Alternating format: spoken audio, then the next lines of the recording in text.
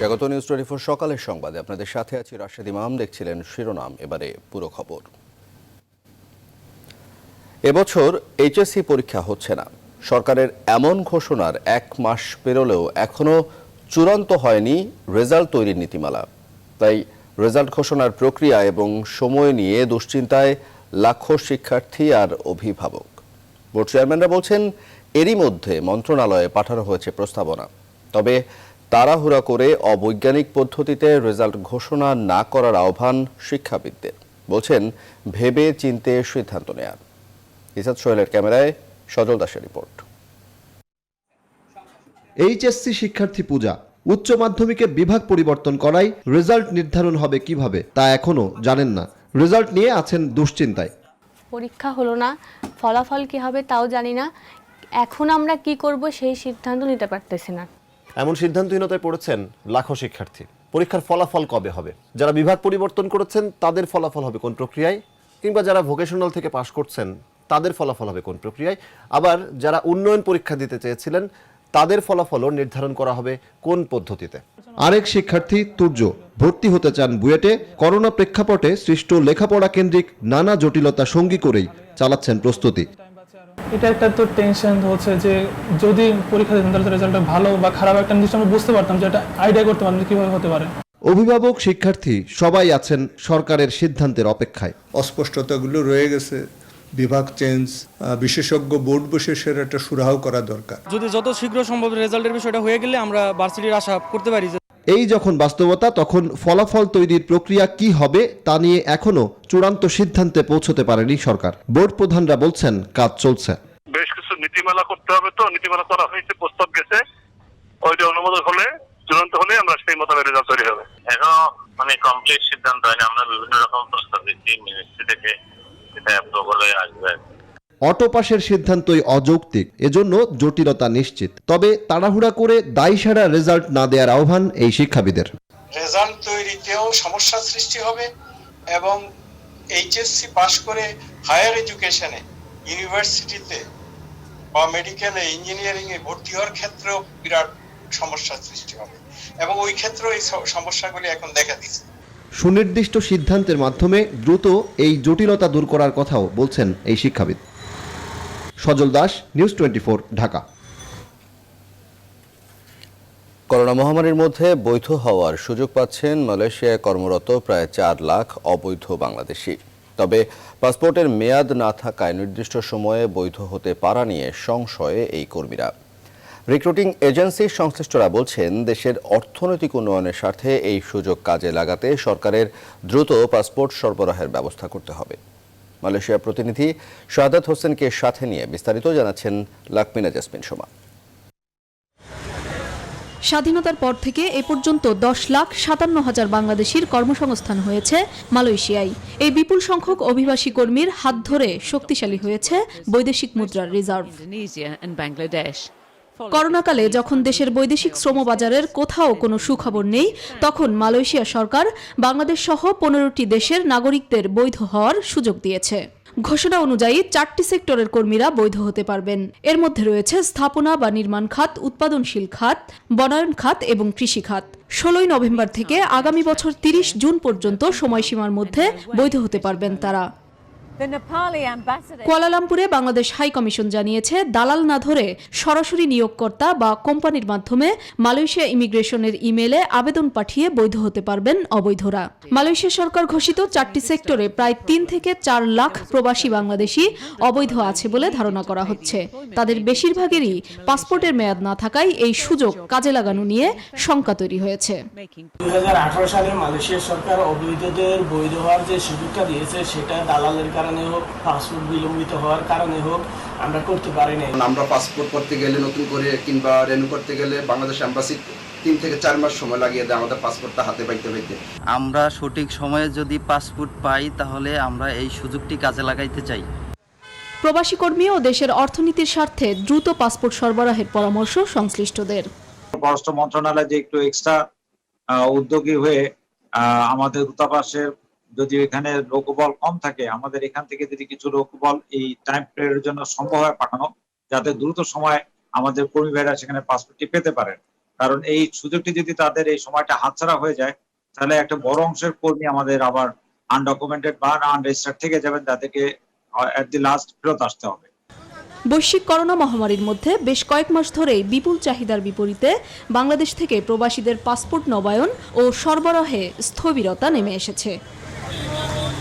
লাকমিনা jasmine Soma, news 24, Dhaka. দক্ষিণ আফ্রিকার প্রিটোরিয়ায় বাংলাদেশ হাইকমিশনে হয়রানির শিকার হয়েছেন অসংখ্য প্রবাসী বাংলাদেশি। দিনের পর দিন এই হয়রানিতে পড়তে হয় দেশের রেমিটেন্স যোদ্ধাদের। শত শত কিলোমিটার দূর থেকে আসা প্রবাসীরা প্রিটোরিয়ায় বাংলাদেশ হাইকমিশনে ভ্রমণ ছাড়পত্র অনুমোদনের জন্য হাইকমিশনের অপেক্ষায় বসে থাকতে হয় সকাল থেকে সন্ধ্যা পর্যন্ত। দিনের পর দিন হাই কমিশনারের এমন অবহেলায় চরম ভোগান্তিতে পড়তে হয় প্রবাসী বাংলাদেশিদের। হাই কমিশনারের এমন অবহেলা ও নিষ্ক্রিয়তা নিরসনে দ্রুত ব্যবস্থা নিতে সরকারের প্রতি দাবি জানান ভোগান্তিতে পড়া প্রবাসীরা। দেখেন এখানে যে সকল বাইরে আসছে সবাই কিন্তু সকাল 11টা থেকে এখানে দাঁড়িয়ে আছে জাস্ট একটা সাইনের জন্য, পাসপোর্টের জন্য। কিন্তু বাংলাদেশের যে অ্যাম্বাসেডর হাই কমিশনার, ওই হাই কমিশনার সকালে 11টা বাজে বাইরে এসে মাত্র উনি আসছে। আমি যখন ওনার সাথে কথা বলতে চেষ্টা করলাম, উনি আমার কোনো রেসপন্ড করে না, আমার সাথে কোনো কথা বলে নাই। আমরা যারা প্রবাসী আছি, স্পেশালি সাউথ আফ্রিকাতে আছি, আমাদের একটাই অনুরোধ, যাতে মাননীয় প্রধানমন্ত্রী এই জিনিসটা দেখে বাইরে কার্যক্রম করে, বাইরের বিচার করে। ঢাকা মহানগর দায়রা জজ আদালতের শীতাতপ নিয়ন্ত্রিত একটি কক্ষে আগুনে পুড়ে গেছে। সোমবার বিকেলে এসি বিস্ফোরণে আগুন লাগতে পারে বলে প্রাথমিকভাবে জানায় ফায়ার সার্ভিস। এ সময় আগুনে পুড়েও পানিতে ভিজে নিষ্পত্তিকৃত অন্তত 5,000 মামলার নথি নষ্ট হয়ে যায় বলে জানানো হয়। ফায়ার সার্ভিস জানায় আগুন পুরোপুরি নিয়ন্ত্রণে এসেছে।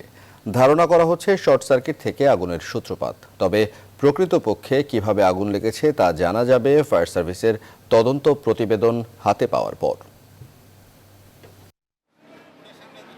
যেখানে পুরানো নথি যেগুলো মানে যে কেসগুলো শেষ হয়ে যায় সেইগুলো রাখা হয়। না, এখানে কিন্তু আসলে দেখেন প্রতিদিন আমাদের যে মিসেলিনিয়াস কেসগুলো হয় বিবিধ মামলা, এটা কিন্তু কোনো নথি না, কিন্তু বিবিধ মামলার যে নিষ্পত্তি হয়ে যায় সেই কপিগুলো থাকে। সব জল্পনা কল্পনার অবসান ঘটিয়ে হেফাজতে ইসলাম এখন জুনায়েদ বাবু নগরীর হাতে। পাল্টা কমিটি গঠনের পথেই হাঁটছেন। হেফাজতে ইসলাম গঠনের রূপরেখা তৈরি করছেন পদবঞ্চিতরা। ঘোষিত কমিটিকে প্রত্যাখ্যানও করেছেন তারা। তবে হেফাজত নেতাদের একাংশ বলছে জুনায়েদ বাবু নগরীর নেতৃত্বে এগিয়ে যাবে হেফাজত। নয়নবর রোজয়ের তথ্যচিত্রে ডেস্ক রিপোর্ট। রোববার মাওলানা জুনায়েদ বাবুনগরীকে আমির ও নূর হোসেন কাশেমিকে মহাসচিব করে 151 সদস্য বিশিষ্ট কমিটি ঘোষণা করে হেফাজতে ইসলাম বাংলাদেশ। দেশে 64 জেলার হেফাজতের প্রতিনিধিদের উপস্থিতিতে এই কমিটি গঠন হয়েছে বলে জানালেন নতুন দায়িত্ব পাওয়া সাংগঠনিক সম্পাদক আল্লামা জুনায়েদ বাবুনগরী এবং আল্লামা নূর হোসেন কাশেমের নেতৃত্বে বাংলাদেশের সর্বস্তরের ওলামা ইকরাম, হেফাজত ইসলামের নেতাকর্মীরা ঐক্যবদ্ধ যে আছে সেটা কালকে প্রমাণিত হয়েছে। তবে ঘোষিত কমিটি প্রত্যাখ্যান করেছেন আল্লামা শফির অনুসারীরা। তাদের অভিযোগ, নতুন কমিটিতে বিলুপ্ত কমিটির নায়েবে আমির মুফতি মোহাম্মদ ওয়াক্কাস, যুগ্ম মহাসচিব মাওলানা মাইনুদ্দিন রুহি ও মুফতি ফয়জুল্লাহ ও প্রয়াত আল্লামা শাহ আহমেদ শফির ছেলে মাওলানা আনাস মাদানী সহ প্রায় অর্ধশত শীর্ষ নেতা বাদ পড়েছেন। নবগঠিত কমিটিতে যোগ্যদের মূল্যায়ন হয়নি বললেন এই নেতা।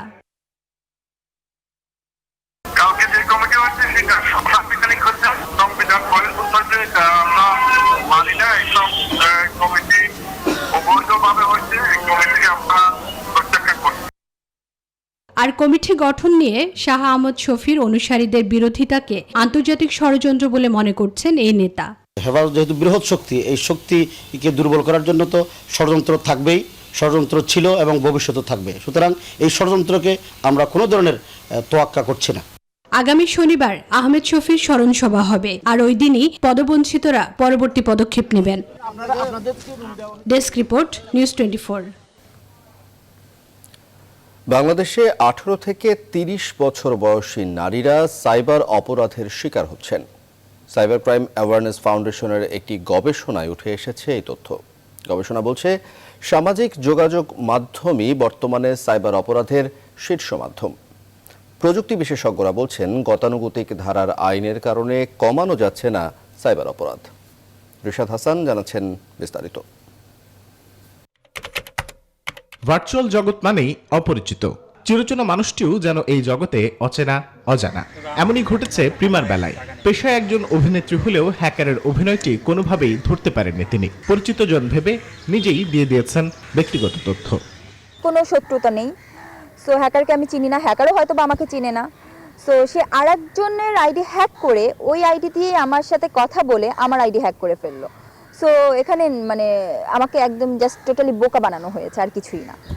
প্রিমার মতো এমন ভুক্তভোগীর সংখ্যা বাংলাদেশে কম নয়, তবে আইটি অ্যানালিস্টরা বলছেন সচেতনতার অভাবেই বেশিরভাগ হয়রানির ঘটনা ঘটে।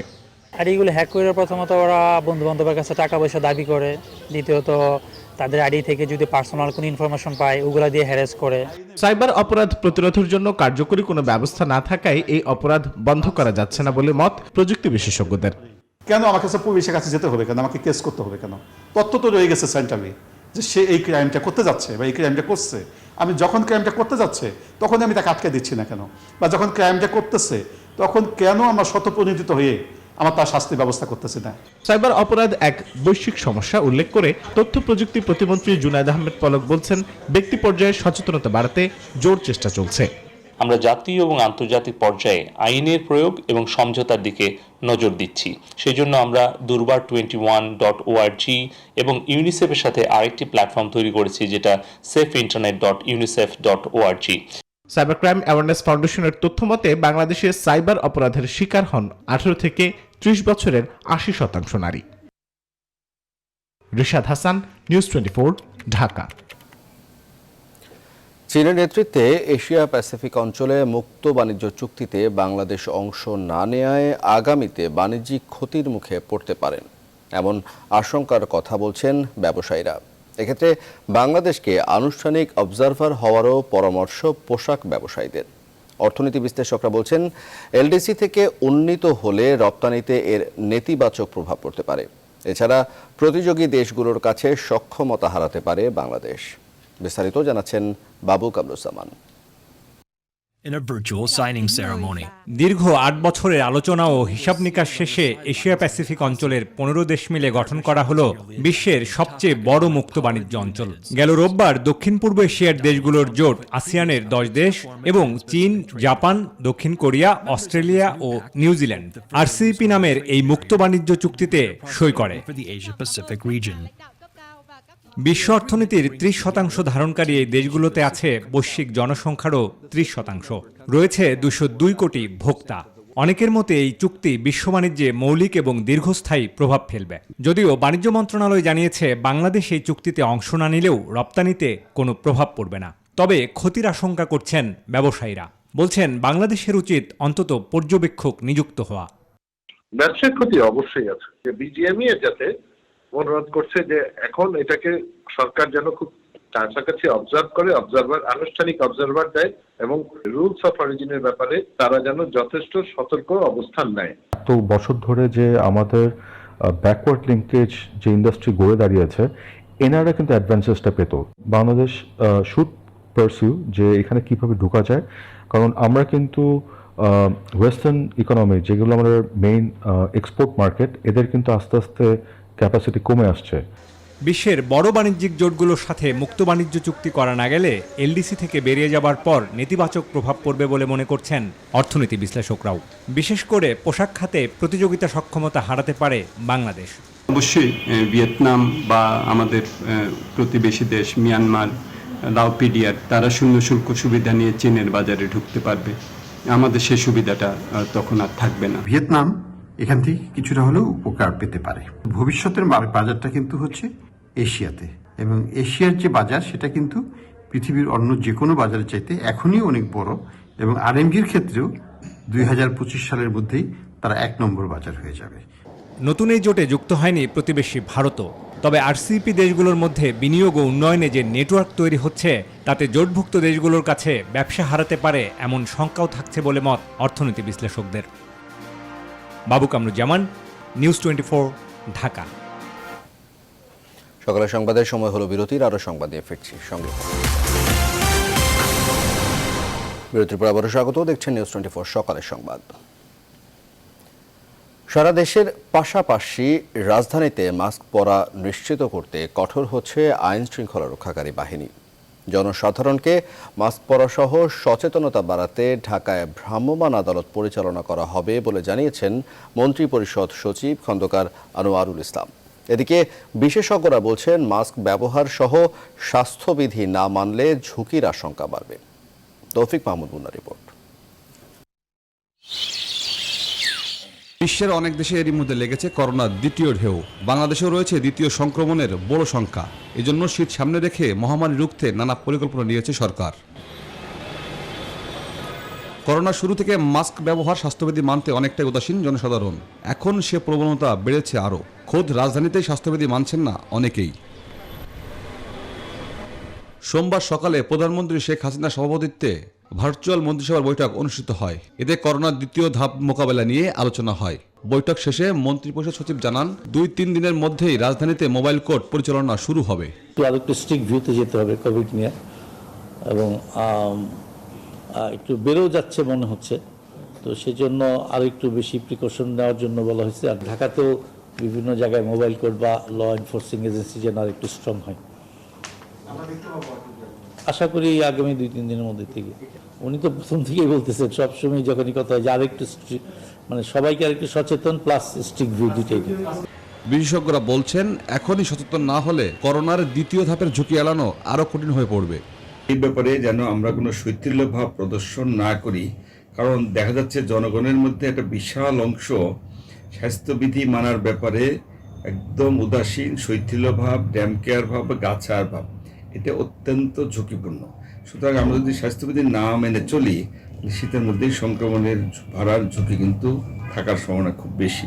স্বাস্থ্য অধিদপ্তরের তথ্য বলছে, শীতের আগমনে দেশে করোনা সংক্রমণ এরই মধ্যে বাড়তে শুরু করেছে। তৌফিক মাহমুদ মুন্না, নিউজ 24, ঢাকা। চট্টগ্রামে সাগরে জেলেদের জালে ধরা পড়ছে না কাঙ্ক্ষিত ইলিশ। জেলেরা জানান, 22 দিনের নিষেধাজ্ঞা শেষে 5 নভেম্বর থেকে মাছ ধরতে নেমেছেন তারা। ভরা মৌসুমেও ইলিশ না পেয়ে হতাশ তারা। মৎস্য কর্মকর্তারা জানান, ডিম ছাড়ার পর ইলিশ সমুদ্রের নিরাপদ স্থানে চলে গেছে। এ কারণে জেলেদের জালে ধরা পড়ছে না। নয়ন বড়ুয়া জয়ের তথ্যচিত্রে আরেকটি ডেস্ক রিপোর্ট।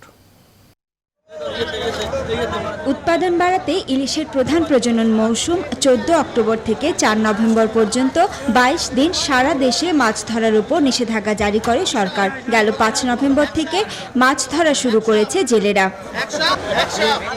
জেলেদের অভিযোগ, নিষেধাজ্ঞার পরও চট্টগ্রামে জেলেদের জালে ধরা পড়ছে না কাঙ্ক্ষিত ইলিশ। ভরা মৌসুমেও মাছ না পেয়ে হতাশ তারা। তবে কোরাল, লাক্ষা সহ বিভিন্ন রকমের সামুদ্রিক মাছ ধরা পড়ছে।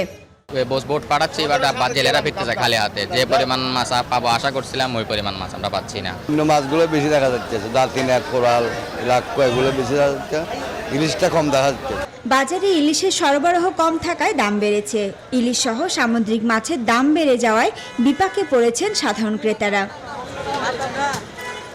সংশ্লিষ্টরা জানান, মা ইলিশ ডিম ছাড়ার পর সমুদ্রে নিরাপদ স্থানে চলে যায়। এ কারণে জেলেদের জালে ধরা পড়ছে না কাঙ্ক্ষিত ইলিশ। আমাদের এটা এপ্রিলে একবার আসে অক্টোবরে, কিন্তু এখন কিন্তু মোটামুটি সারা বছরই আমাদের জুন থেকেই কিন্তু সিজনটা শুরু হয়ে যায়। ওরা নদীতে আসে, এসে প্রচুর খাওয়া খায়, তৈলাক্ত হয়, পরে পেটে ডিম আসে, ডিম আসার পর তারা এটা আবার ছাড়ে পরিপক্ক, তারপর আবার সাগরে ফিরে যায়। এই জন্য এটা কিন্তু লেট সিজন, এই সিজনে আপনারা ইলিশ কম পাবেন। ইলিশ মাছের নিরাপদ প্রজননের লক্ষ্যে গেল কয়েক বছর ধরে দেশব্যাপী ইলিশ আহরণ নির্দিষ্ট সময় পর্যন্ত বন্ধ রাখার নির্দেশ দিয়ে আসছে মৎস্য ও প্রাণী সম্পদ মন্ত্রণালয়। এ কারণে দেশে ইলিশের উৎপাদন বেড়েছে বলে মনে করেন ইলিশ গবেষকরা। Desk report, news 24। পঞ্চগড়ে টাকা ছাড়া পল্লী বিদ্যুতের সংযোগ পাচ্ছে না গ্রাহকরা। স্থানীয়দের অভিযোগ, বিদ্যুৎ সংযোগ দেওয়ার নামে 5 থেকে 8 হাজার টাকা করে হাতিয়ে নিচ্ছে দালালরা। মাসের পর মাস ঘুরেও সংযোগ না পেয়ে ক্ষুব্ধ তারা। তবে এই ঘটনা তদন্ত করে ব্যবস্থা নেওয়ার আশ্বাস দিয়েছেন সংশ্লিষ্টরা। সরকার হায়দারের তথ্যচিত্রে ডেস্ক রিপোর্ট। পঞ্চগড়ের বোদা উপজেলার বরশী ইউনিয়নে বিদ্যুৎ সংযোগের নামে অতিরিক্ত টাকা নেয়ার অভিযোগ উঠেছে মনিরুজ্জামান রানা সহ কয়েকজনের বিরুদ্ধে। স্থানীয়দের অভিযোগ, এই দালাল চক্র পল্লী বিদ্যুতের কর্মকর্তা কর্মচারীদের চোখ সাজসে এসব টাকা হাতিয়ে নিচ্ছে। বিনা খরচে সরকার বিদ্যুৎ সংযোগ দেওয়ার কথা থাকলেও প্রত্যেক পরিবারের কাছ থেকে 5 থেকে 8 হাজার টাকা নিয়েছে তারা। মাসের পর মাস ঘুরেও বিদ্যুৎ না পেয়ে ক্ষুব্ধ তারা। আমার কিন্তু স্বামী নাই, আমি অন্য থেকে গুজারি পাড়া থেকে এখানে উঠে এসেছি। আর আমাকে আমাদের জমি নেই, কাগজ নাই, এটা উঠা নাই, অঙ্ক কয়া আমার 5,500 টাকা নেই। আমাদের কাছ থেকে ধাপে ধাপে 5,000, 5,500 এরকম করে 10,000 পর্যন্ত কেউ টাকা নিচ্ছে।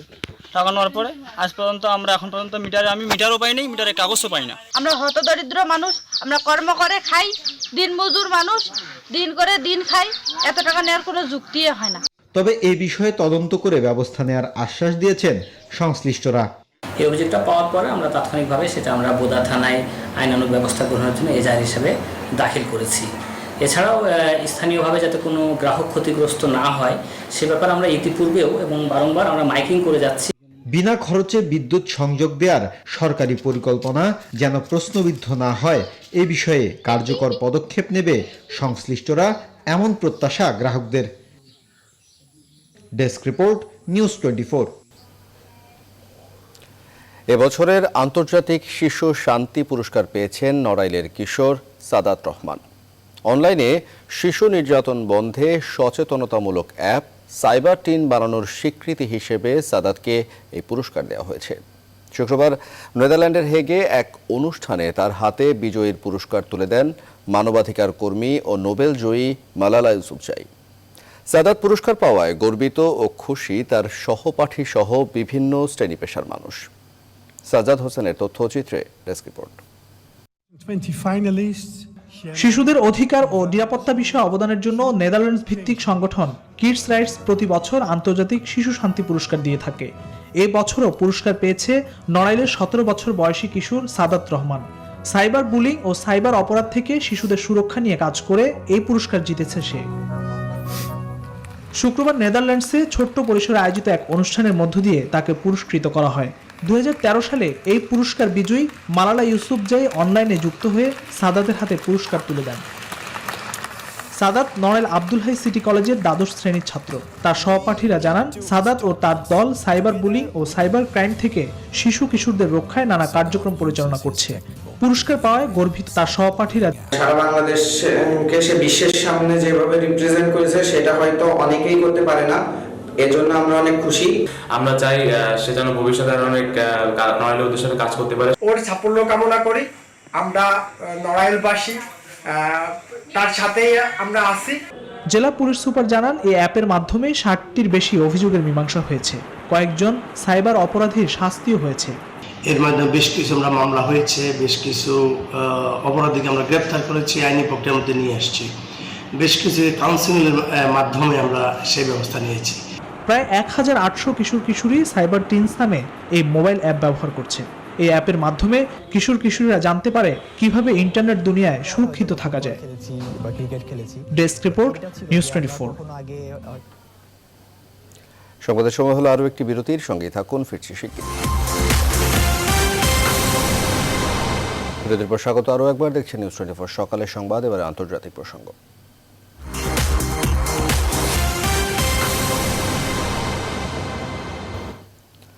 ইরাক ও আফগানিস্তান থেকে আরও মার্কিন সেনা প্রত্যাহারের আদেশ দিতে পারেন বিদায়ী প্রেসিডেন্ট ডোনাল্ড ট্রাম্প। প্রতিরক্ষা কর্মকর্তারা জানিয়েছেন, আগামী মধ্য জানুয়ারি নাগাদ এসব সেনা প্রত্যাহার সম্পন্ন হবে বলে আশা করা হচ্ছে।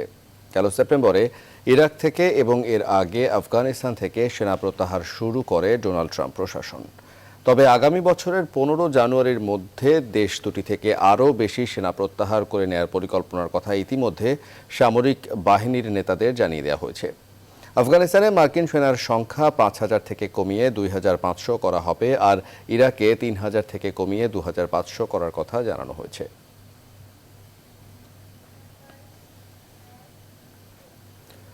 অবশেষে জো বাইডেনের জয়ী হওয়ার কথা স্বীকার করলেন বিদায়ী প্রেসিডেন্ট ডোনাল্ড ট্রাম্প। তবে বাইডেন জালিয়াতি করে জয় পেয়েছেন দাবি করে পরাজয় মেনে নেবেন না বলে আবারও জানালেন ট্রাম্প। এদিকে নির্বাচনে ভোট কারচুপির প্রতিবাদে ক্ষোভে উত্তাল তার সমর্থকরা। এর জের ধরে রাজধানী ওয়াশিংটনে চলমান বিক্ষোভে সংঘর্ষের ঘটনা ঘটেছে, সেই সাথে চলে ধরপাকড়ও। Chandrani Chandra, desk report. Biden কারচুপি ভোটে জিতেছেন বলে পরোক্ষণিতা কথা উল্টালেন ট্রাম্প। রোববার প্রথমবারের মতো তিনি ডেমোক্র্যাট প্রার্থী জো বাইডেন জয়ী হয়েছেন বলে মন্তব্য করলেও ভোট জালিয়াতি করে বাইডেন জয় পেয়েছেন বলে টুইটে উল্লেখ করেন। একই সঙ্গে জানান হাল ছাড়েননি মার্কিন প্রেসিডেন্ট। এ সময় ট্রাম্প আরও বলেন, নির্বাচনে কোনো আন্তর্জাতিক পর্যবেক্ষণ সংস্থাকে পর্যবেক্ষণের অনুমতি দেওয়া হয়নি। এমনকি গণমাধ্যমগুলো ভোট কারচুপির বিষয়ে নীরব ভূমিকা পালন করেছে বলেও অভিযোগ করেন তিনি। আগামী দিনগুলোতে করোনা পরিস্থিতি আরও ভয়াবহ আকার ধারণ করতে পারে এমন আশঙ্কা কোভিড মোকাবেলায় জরুরি অর্থ বরাদ্দে কংগ্রেসের প্রতি আহ্বান জানিয়েছে বাইডেনের শীর্ষ উপদেষ্টা রন ক্লেইন। রোববার এক বিবৃতিতে তিনি জানান, প্রেসিডেন্ট হিসেবে বাইডেন আনুষ্ঠানিকভাবে দায়িত্ব নেওয়ার আগেই কোভিড মোকাবেলায় তারা ট্রাম্প প্রশাসনের সঙ্গে এক হয়ে কাজ করতে চান। এমন অবস্থায় প্রেসিডেন্ট ডোনাল্ড ট্রাম্পের পরাজয়ের বিরুদ্ধে ক্ষোভে উত্তাল তার লাল শিবিরের সমর্থকরা। বিক্ষোভের সময় কৃষ্ণাঙ্গদের সাথে মারামারিতে জড়ান ট্রাম্পের কঠোর সমর্থকরা। একজনকে ছুরিকাঘাত করা হলেও নেওয়া হয় হাসপাতালে। ডোনাল্ড ট্রাম্প আবারও যুক্তরাষ্ট্রের প্রেসিডেন্ট নির্বাচিত হয়েছেন, আমি আত্মবিশ্বাসের সাথে আপনাদের জানাতে পারি। সহিংসতার সাথে জড়িত সন্দেহে কমপক্ষে 10 জনকে আটক করেছে নিরাপত্তা বাহিনী। একই সাথে বিপুল পরিমাণ আগ্নেয়াস্ত্র জব্দ করা হয়। এর আগেও ট্রাম্প সমর্থকদের আয়োজনে মিলিয়ন মেগা মার্চ কর্মসূচি পালিত হয়। চন্দ্রানী চন্দ্রা, নিউজ 24। অচিরেই করোনা ভাইরাসের ভ্যাকসিন আনতে যাচ্ছে বলে প্রত্যাশা করেছেন সংশ্লিষ্টরা। এরই ধারাবাহিকতায় এবার মার্কিন কোম্পানি মডার্না জানিয়েছে তাদের কোভিড-19 ভ্যাকসিন 95% কার্যকর। এছাড়াও যুক্তরাজ্যেও নতুন আরেকটি ভ্যাকসিনের ক্লিনিক্যাল ট্রায়াল শুরু হয়েছে। সারা বিশ্বে এখন পর্যন্ত করোনা ভাইরাসে আক্রান্ত হয়েছে 5,49,00,000-এর বেশি মানুষ, আর প্রাণহানি হয়েছে মোট 13,26,000-এর বেশি মানুষের। নাহিদ জিহানের ডেস্ক রিপোর্ট। ফাইজার অ্যান্ড বায়োনটেকের পরই এবার মার্কিন আরেক কোম্পানি মডার্নার কোভিড-19 ভ্যাকসিন 94.5% কার্যকর বলে দাবি করেছে। যুক্তরাষ্ট্রের দ্বিতীয় এই ওষুধ প্রস্তুতকারী প্রতিষ্ঠানের ভ্যাকসিন করোনা প্রতিরোধে ব্যাপক কার্যকরী বলে জানানো হয়েছে। এই ভ্যাকসিনটি নিয়ে আরও গবেষণায় নতুন কোনো তথ্য পেলে মার্কিন খাদ্য ও ওষুধ প্রশাসনের কাছে জরুরি ভিত্তিতে অনুমোদন চাইবে বলে প্রাথমিকভাবে জানা গেছে। এছাড়া যুক্তরাজ্যের নোভাভ্যাক্স ও অক্সফোর্ডের ভ্যাকসিনের পর শুরু হয়েছে তৃতীয় আরেকটি সম্ভাব্য টিকার ক্লিনিক্যাল ট্রায়াল। নতুন এই ভ্যাকসিনটি তৈরি করেছে গ্লোবাল ফার্মাসিউটিক্যালস কোম্পানি জেনসেন। আগামী বছরের গ্রীষ্মেই ব্যাপক হারে প্রয়োগ হবে করোনা ভ্যাকসিন, ফলে পরবর্তী শীতেই স্বাভাবিক হয়ে আসবে জনজীবন, এমনটাই মনে করেন করোনার কার্যকরী টিকা আবিষ্কারক প্রতিষ্ঠান বায়োনটেকের সিইও উগুর সাহিন। আগামী এপ্রিলের মধ্যেই বিশ্বজুড়ে 30 কোটি ভ্যাকসিন সরবরাহের লক্ষ্য বায়োনটেকের। এদিকে প্রেসিডেন্ট নির্বাচনের পর থেকে দৈনিক লক্ষাধিক সংক্রমণের ঘটনা অব্যাহত রয়েছে যুক্তরাষ্ট্রে। এরই মধ্যে 2.5 লাখ ছাড়িয়ে গেছে দেশটির মোট প্রাণহানির সংখ্যা। ব্যাপক হারে সংক্রমণ বাড়ায় লকডাউন অব্যাহত রেখেছে ইউরোপীয় দেশগুলো। এরই মাঝে করোনা পজিটিভ হওয়া এক এমপি সান্নিধ্যে আসায় আবারও স্বেচ্ছায় আইসোলেশনে গেছেন ব্রিটিশ প্রধানমন্ত্রী Boris Johnson. Nahid Jihan, news 24। মহাকাশ প্রযুক্তিতে ইতিহাস গড়ল নাসা। ইলন মাস্কের রকেট সংস্থা স্পেস এক্স আন্তর্জাতিক মহাকাশ স্টেশনের একটি ফ্লাইটে 4 নভোচারীকে নিয়ে সফল উড্ডয়ন করল নাসার রকেট। প্রথমবারের মতো ক্রু সহ বেসরকারিভাবে মহাকাশযান পাঠানো নিয়ে নাসার পূর্ণাঙ্গ মিশন এটি। মহাকাশ জয়ের এই নতুন অধ্যায়ে ডোনাল্ড ট্রাম্প সরকারের অধীনে থেকে অংশ নিয়েছিলেন মার্কিন ভাইস প্রেসিডেন্ট মাইক পেন্স। বিস্তারিত জানাচ্ছেন চন্দ্রানী চন্দ্রা। রোববার স্থানীয় সময় সন্ধ্যা 7:27 ফ্লোরিডার কেনেডি স্পেস স্টেশন থেকে উড্ডয়ন করে মার্কিন প্রযুক্তিতে তৈরি ড্রাগন রেসিলিয়েন্স। এই প্রথম বেসরকারি যাত্রীবাহী রকেট অন্তরিক্ষে পাড়ি জমালো। 4 নভোচারীকে নিয়ে স্পেস এক্স এর রকেটের সফল উড্ডয়ন করল নাসা। 3 জন আমেরিকান এবং 1 জন জাপানি নভোচারীকে বহনকারী ড্রাগন ক্যাপসুলটি আন্তর্জাতিক মহাকাশ গবেষণা কেন্দ্রে পৌঁছে দিবে ওই রকেট। আন্তর্জাতিক স্পেস স্টেশনে তারা 6 মাস অর্থাৎ বসন্ত অবধি থাকবেন। অবিশ্বাস্য অভিজ্ঞতা, আমরা মানুষকে মহাকাশে পাঠাচ্ছি। এটি কতটা দুর্দান্ত তা বলার মতো নয়। এতদিন যাত্রীবাহী রকেটের ক্ষেত্রে রাশিয়ার যৌথ উদ্যোগের উপর নির্ভর করতে হতো যুক্তরাষ্ট্রকে। নাসা ও স্পেস এক্স এর এই উদ্যোগ মার্কিন মহাকাশ প্রযুক্তিকে আরও স্বাবলম্বী করল বলে মনে করছেন বিজ্ঞানীরা। মহাকাশযান উড্ডয়নের সময় ডোনাল্ড ট্রাম্পের অধীনে থেকে এই ঐতিহাসিক মুহূর্তের সাক্ষী হয়েছিলেন মার্কিন vice president Mike Pence. Corona মহামারী অন্যান্য কষ্টের মধ্যে নতুন উদ্দীপনা যোগ করেছে মহাকাশচারীদের এই উড্ডয়ন। চন্দ্রানী চন্দ্রা, নিউজ 24। নিউজ 24 সংবাদের সময় হলো আরও একটি বিরতির, ফিরছি শিগগিরই সঙ্গে থাকুন। বিরতির পর আবারও স্বাগত, দেখছেন নিউজ 24 সংবাদ। এবারে নিউজ 24 স্পোর্ট। দ্বিতীয় টেস্টেও করোনা পজিটিভ হয়েছেন জাতীয় ফুটবল দলের কোচ জেমি ডে। তবে হেড কোচ ডাগ আউটে না দাঁড়াতে পারলেও তার দেয়া পরিকল্পনা মতোই খেলবে বাংলাদেশ। সহকারী কোচ স্টুয়ার্ট ওয়াটকিন্সে আপাতত আস্থা জামাল ভুঁইয়ার। মঙ্গলবার বঙ্গবন্ধু স্টেডিয়ামে দুই দলের ম্যাচ শুরু হবে বিকেল 5টায়। বিস্তারিত মাহফুজুল ইসলামের রিপোর্টে। কাতারের বিপক্ষে বিশ্বকাপ বাছাইয়ের গুরুত্বপূর্ণ ম্যাচের পরিকল্পনা নেওয়ার ক্ষণে জেমিডের করোনা আক্রান্ত হবার দুঃসংবাদ। নেপালের বিপক্ষে সিরিজের দ্বিতীয় ও শেষ ম্যাচটার আগে তাই মূল পরিকল্পনায় কিছুটা পরিবর্তন আসবে জামালদের। ডাগআউটে জেমির জায়গায় আপাতত স্টুয়ার্ট ওয়াটকিন্সে ভরসা রাখার বিকল্প নেই টিম ম্যানেজমেন্টের। ক্যাপ্টেন জামালের কথায় স্পষ্ট, জেমির দেয়া পরিকল্পনাই খেলবে দল। জেমির সুস্থতা কামনা করছি আমরা। নেপালের বিপক্ষে দ্বিতীয় ম্যাচটি গুরুত্বপূর্ণ, কারণ এই ম্যাচের পরই আমাদের বিশ্বকাপ বাছাইয়ের ম্যাচ। নিশ্চয়ই জেমির সঙ্গে পরিকল্পনা নিয়ে কথা হবে, সেই অনুযায়ী খেলবো আমরা। And he has to. The instructions are the same. The tactical things are the same. So that is our duty to follow these. You know what the coaches are expecting for us. So I don't think it's gonna be a problem if Jamie is not there because we have Stewart there. অন্যদিকে বাংলাদেশ কোচের corona positive হওয়ার খবরটা নাড়া দিয়েছে Nepal coach মহারজনকে। আমি মনে করি Jamie corona আক্রান্ত হওয়ায় বাংলাদেশ দলের পরিকল্পনায় ব্যাঘাত ঘটবে, যেমনটা আমাদের বেলায় ঘটেছে। আমরা এখানে আসার আগে আমাদের 7 ফুটবলার করোনায় আক্রান্ত ছিল। তাদের ছাড়া বাংলাদেশে এসে আমাদের পরিকল্পনায় অনেক পরিবর্তন আনতে হয়েছে। 17 নভেম্বর বিকেল 5টায় বঙ্গবন্ধু স্টেডিয়ামে শুরু হবে সিরিজের দ্বিতীয় ও শেষ ম্যাচ। মাহফুজুল ইসলাম, নিউজ 24, ঢাকা।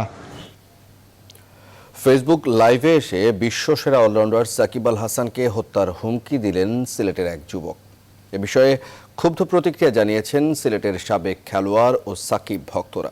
বিষয়টি জানার পরই অভিযানে নেমেছে পুলিশ, দায়ের করা হয়েছে মামলা। এদিকে কলকাতায় পূজা উদ্বোধন করতে যাননি জানিয়ে নিজের ভুলের জন্য ভক্তদের কাছে ক্ষমা চেয়েছেন সাকিব আল হাসান। বিস্তারিত ডেস্ক রিপোর্টে। সোমবার রাতে মহসিন তালুকদার তার ফেসবুক আইডি থেকে লাইভে আসেন। এক পর্যায়ে হাতে একটি রামদা উঁচিয়ে সাকিবকে গলা কেটে টুকরো টুকরো করে হত্যার ঘোষণা দেয় ওই যুবক। চলে অশ্লীল গালাগালিও। ফেসবুক আইডি থেকে জানা যায় সে নগরীর জালালাবাদ থানাধীন মইয়ারচর এলাকার বাসিন্দা। বিষয়টি জানাজানি হলে ক্ষোভে ফেটে পড়েন সাকিব ভক্তরা। সাকিব আল হাসানের বিরুদ্ধে এরকম যখন কিছু একটা করছে, বিশেষ করে আমার আধ্যাত্মিক নগরী সিলেট থেকে, তখন জিনিসটা আমাদের জন্য আসলে দুঃখজনক, কষ্টের। একজন মানুষ হিসাবে এইরকম কর্মকাণ্ডের গুর প্রতিবাদ জানাচ্ছি আমি। এত প্রকাশ্যে রামদা নিয়ে ফেসবুক লাইভে এসে হুমকি দেয়, এটা আসলে আমাদের যুব সমাজের একটা অবক্ষয় বলতে হবে। এদিকে সিলেট মেট্রোপলিটন পুলিশের কর্মকর্তা জানান, ফুটেজ দেখে সংশ্লিষ্ট বাহিনীর সদস্যরা অভিযানে নেমেছেন।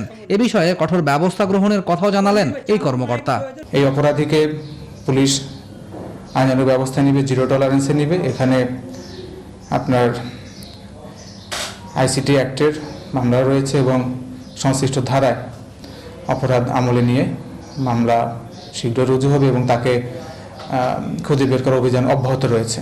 অন্যদিকে নিজের ইউটিউব চ্যানেলে পূজা উদ্বোধনের বিষয়টি নিয়ে কথা বলেন সাকিব আল হাসান। এ সময় নিজের ভুলের জন্য ভক্তদের কাছে ক্ষমা প্রার্থনা করেন তিনি। সময়টা আমি ওই পূজা মণ্ডপে ছিলাম সেটি নিয়ে সবাই বলেছে এবং তারা ধারণা করছে যে আমি পূজার উদ্বোধন করেছি, যেটি আমি কখনোই করিনি এবং একজন সচেতন মুসলমান হিসাবে আমি করব না। তারপরেও হয়তো বা ওখানে যাওয়াটাই আমার ঠিক হয়নি, সেটা যদি আপনারা মনে করে থাকেন অবশ্যই আমি এর জন্য আন্তরিকভাবে দুঃখিত, ক্ষমাপ্রার্থী এবং আমি মনে করি যে আপনারা এটি ক্ষমা সুন্দর দৃষ্টিতে দেখবেন এবং ভবিষ্যতে আমি এরকম কোনো ঘটনা যেন আর পুনরাবৃত্তি না হয় সেটিও চেষ্টা করব। Desk report, news 24। এবারে নবান্ন উৎসবের খবর।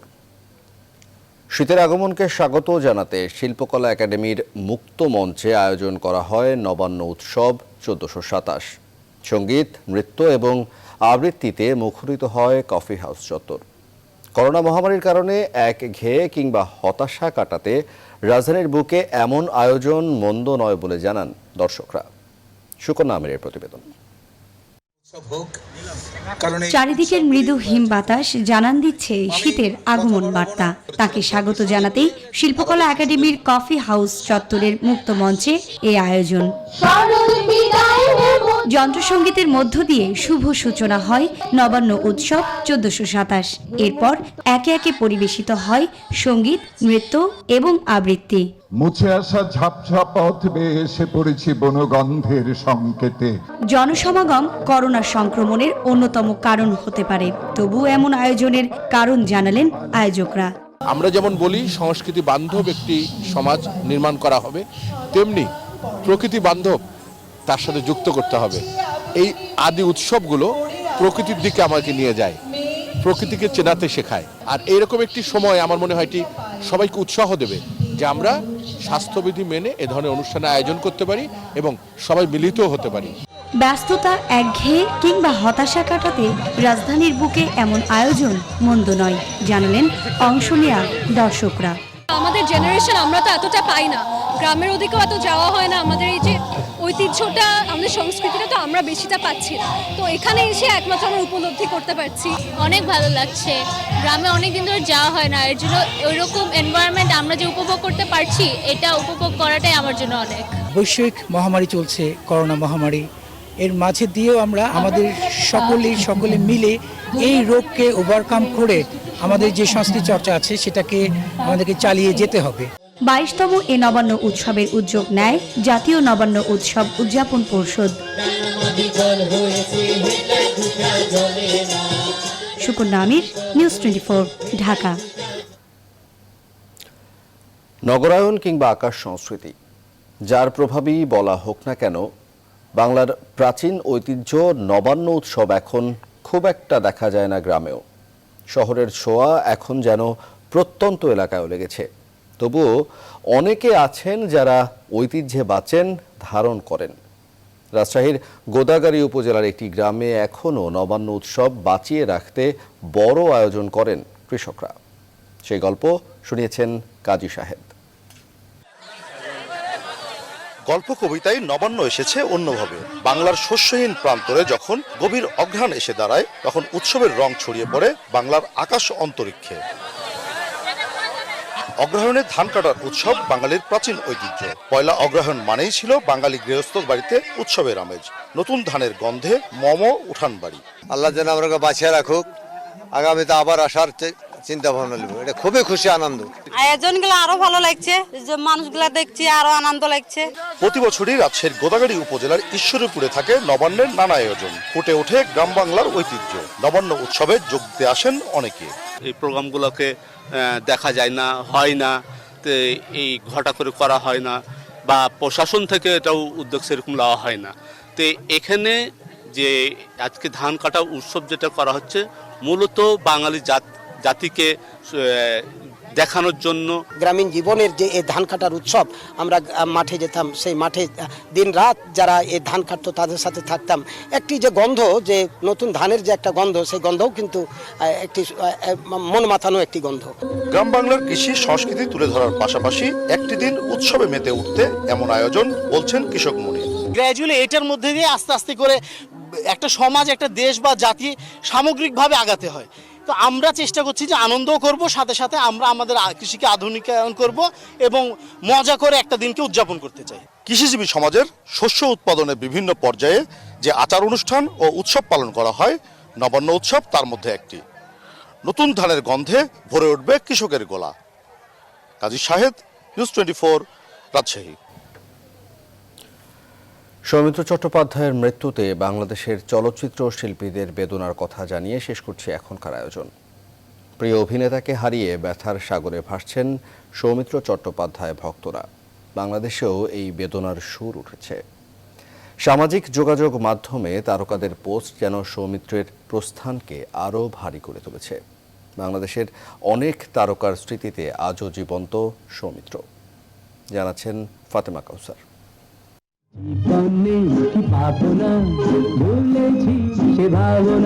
জনপ্রিয়তার ঢেউ ভেসেছেন দুই বাংলাই, দুটি ছড়িয়েছেন বড় পর্দার পাশাপাশি ছোট পর্দা আর মঞ্চ, যাত্রাপালা, আবৃত্তি অঙ্গনেও। আগে ওকে বারবার দেখেছি লাল রঙের শাড়িতে ডালিম ফুলের মতো রাঙা। সত্যজিৎ রায়ের অশনি সংকেত ছবিতে সৌমিত্র চট্টোপাধ্যায়ের সাথে কাজ করেছেন বাংলাদেশের গুণী শিল্পী ববিতা। জানালেন 14-15 বছরের কিশোরী বয়সেই প্রথম সাক্ষাৎ এই কিংবদন্তির সাথে। আমাকে দেখে হাসলেন, তারপরে বললেন, বুঝেছো ববিতা, তুমি হচ্ছে অনঙ্গ আর আমি তোমার গঙ্গাচরণ। সৌমিত্র চট্টোপাধ্যায়ের অভিনয় মুগ্ধ করেছে বাংলাদেশের আসাদুজ্জামান নূরকেও। বললেন, এমন সাবলীল অভিনয় খুব কম অভিনয় শিল্পীই পারেন। কি সুন্দর অভিনয়, কি সাবলীল, এবং কোনো বাড়তি কিছু নাই। ওমর সানি গুণী এই অভিনয় শিল্পীর সাথে দুটি সিনেমায় কাজ করতে পেরে নিজেকে সৌভাগ্যবান মনে করছেন। সবশেষ বর্ষিয়ান এই অভিনেতার সাথে 2018 সালে কাঠপেন্সিল নামের টেলিফিল্মে অভিনয় করার সুযোগ হয় অভিনেত্রী ঈশিতার। প্রতিদিন উনি ঠিক সময়ে শুটিং স্পটে এসে উপস্থিত হতেন। আমাদের কোনো একটা শট দুবার নিতে হয়েছে মনে পড়ে না। তো সিকোয়েন্সটা শেষ হতেই আমাকে বলল, এদিকে আয়। কি রে, তোর মাথায় একদমই গোবর? আমি কি, কেন দাদা? বললো যে প্রম্পটিং শুনে অভিনয় করছিস। আমি বললাম যে না, আমাদের ওখানে সবাই একটু প্রম্পট শুনে অভিনয় করে। তো বলে যে প্রম্পট শুনে অভিনয় করা যায় না।